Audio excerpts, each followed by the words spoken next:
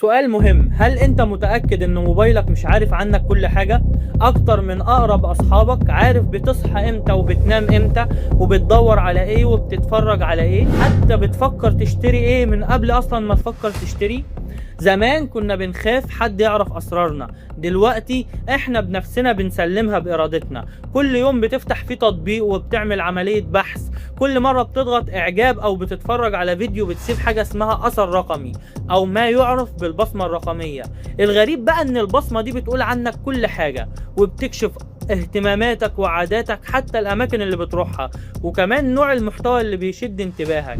عشان كده بيحصل الموقف الغريب ده، تفكر في حاجة وبعدها بدقايق تلاقي اعلان عنها، فتقول اكيد الموبايل بيتجسس عليا. الحقيقة في اغلب الاحيان الموضوع مش تجسس بالشكل اللي انت متخيله، لكن كمية البيانات اللي بتجمعها عننا التطبيقات ضخمة جدا، لدرجة انها تقدر تتوقع اهتماماتنا بدقة كبيرة جدا. كل صورة بتنزلها، كل موقع بتزوره، كل عملية بحث، كلها اجزاء من صورة كبيرة عنك. السؤال هنا، هل الخصوصية انتهت فعلا؟